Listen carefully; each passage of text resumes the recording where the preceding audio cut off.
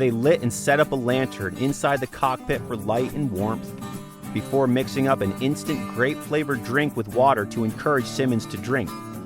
Well, to drink during the periods that he was conscious, that is. They also placed the injured pilot in a sleeping bag for warmth. But the man was alive, and he was no longer alone. Help had arrived. The situation was still grave, as Simmons' head injuries were severe and there was no possibility of evacuation by air in the dark. So, the traumatized pilot would have to spend another dark night inside his crashed Cherokee 140. Caretaker Jordan remained with him, getting him to drink as he slipped in and out of consciousness, while Ranger Hodgson retreated to the Lake Colden outpost to call in their status. Several searchers arrived at the outpost just as Hodgson did around 11 p.m., bringing with him the good news. They devised a rescue plan for the following day. There was considerable discussion about how Simmons would be extricated. Hodgson called DEC pilot Ace Howland, who often flew missions for the department in and around the high peaks. He explained the location quite simply and quite logically. Fly to the outpost, then up the valley to the west behind it. The directions were as simple as that, thanks to both of their intimate knowledge of the area. Hodgson took a chainsaw from the outpost and then hiked back up the steep pass back to the crash site, arriving just before dawn.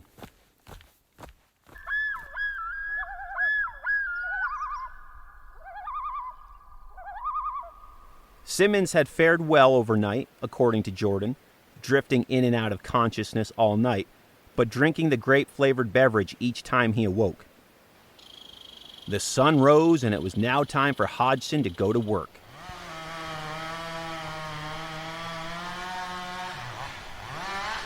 Clearing the pickup area of trees, many of which the plane crash had already cleared.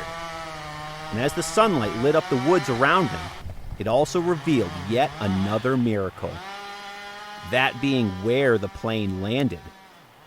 The side of the trail was littered with large glacial erratics, many the size of houses. If the plane had struck any of them, just a mere feet away from where it landed, the mission would have been that of a recovery, not a rescue. At 8 a.m., the helicopter approached the crash site, carrying Dr. Herbert Bergamini from the Lake Placid Hospital. He was lowered on a cable into the area and immediately assisted Simmons. The injured pilot was stable, but needed critical medical care as soon as possible. The helicopter lowered a litter for Simmons, they packaged up the patient, and hoisted it back to the helicopter where they took him to the Lake Placid Hospital.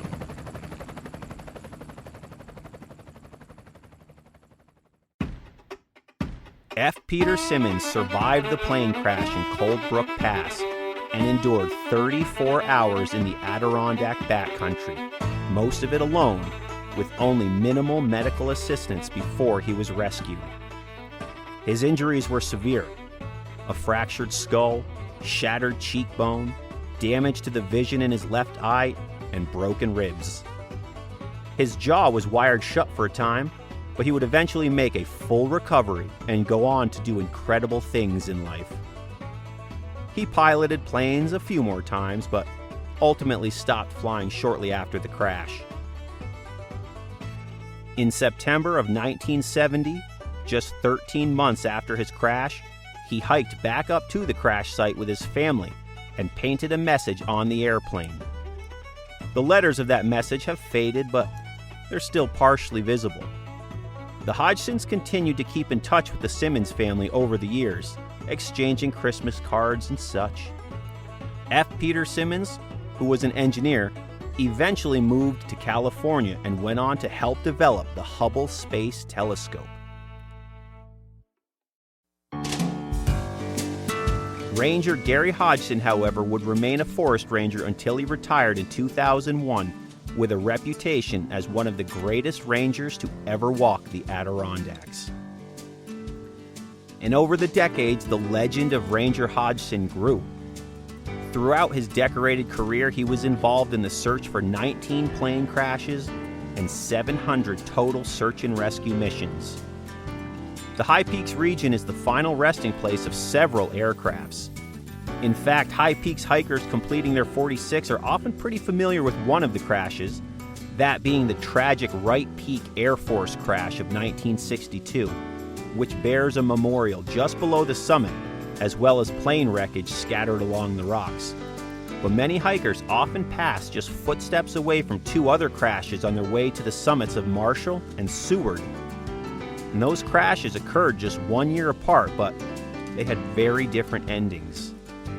Fortunately for F. Peter Simmons and the crash on Mt Marshall, he sidestepped a tragic death and lived to tell the story, thanks to the real-life superhero of Ranger Hodgson's, caretaker Al Jordan, pilot Tom Parker and Gene McArdle, and the entire rescue team. A real-life Hollywood-caliber survival story filled with miracle after miracle. And this episode of the 46 of 46 podcast, I would like to dedicate to all of the New York State Forest Rangers in the Adirondack Mountains, the real backcountry superheroes. And we know rescues are nothing new for you all, and you'll all say, well, it's just part of the job. But we all see what you guys and gals do. We appreciate your sacrifice and the risk that you take, and we thank you. And if you want to read more into this Adirondack plane crash story and others like it, you can check out the book Heaven Uphistedness, as well as Ranger Scott Van Laer's Peaks Magazine article entitled A Tale of Two Cherokees. Thanks for listening to this special episode of the 46 of 46 podcast. Remember to always leave no trace, do the rock walk, and if you carry it in, carry it out. See you on the trails, everybody.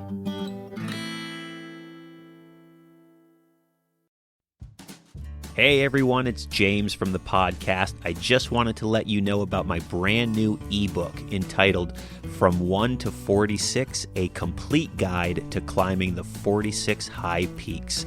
If you're new to the Adirondacks, you're about to start your 46er journey, or even you're done with the journey, or you're halfway through and you just want to keep reading about the high peaks, or you're experiencing it now and you want some extra help, I highly recommend picking up this book. And if you're new and you're about to start, this is the place to start your 46er journey. Throughout this 148-page ebook, I tackle everything you need to know about hiking in the high peaks, about the mountains, how to pair the 46 high peaks, what mountains go well together, where all the trailheads are, what mountains you'll hike from what trailheads, what to be aware of, tips and tricks, and everything that I learned and have learned from everybody you've heard on this podcast.